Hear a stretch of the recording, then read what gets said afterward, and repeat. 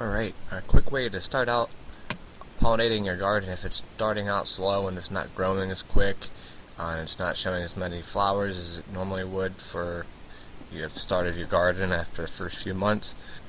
You can do this with any kind of plant that in your garden that has flowers with, which is cucumbers, your zucchini, your cantaloupe, and tomatoes will all be the same kind of like flowers.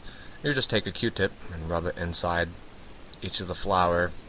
Give it about a minute or so. In this video, I'm just kind of going through it real quick, just so you can see what you need to do for your plant. You just give it like a minute between each flower usually, and then you just want to get the male and female flowers. They kind of look the same for a lot of these type of vegetable plants, so it's just best to go to each flower that you see.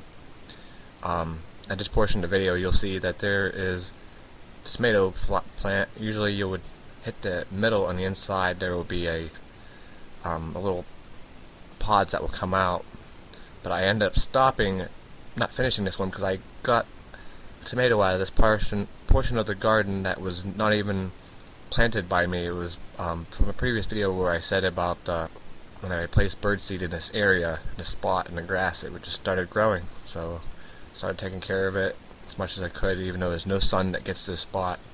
It had this little tomato.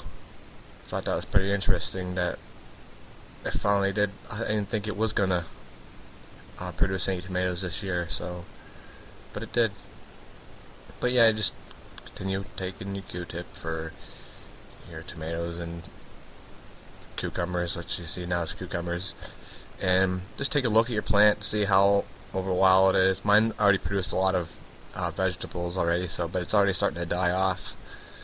You'll pull a bunch of the dead leaves off, the ones you can see visible when you're doing this. Usually cut them off with the scissors, or if they could fall off by themselves just by brushing them, they might just fall right off, but usually just take a scissors and cut them off so that your plant doesn't have to use all its energy to focus on that portion of the plant. Instead it would focus on rebranching out and adding more fruit, flowers, and I had bee shortage this year, so I ended up having to do this all myself this year with pollinating the flowers for these vegetables. You can do the same thing with your flowers, your normal flowers for not garden flowers, but since bees usually do this job for you, you'll get better results. I most likely would probably be cutting portions of this plant off because it's sick. It started to get sick early because it stayed wet for too long, and then that tree there didn't get enough sun. I didn't get to cut the tree down yet, but I will be for next year, so that will have better results. And you'll see the cantaloupe that I'll have in the corner there. It was just not doing good this year because of the bugs. Bugs really got to it. Nothing I tried worked to save them.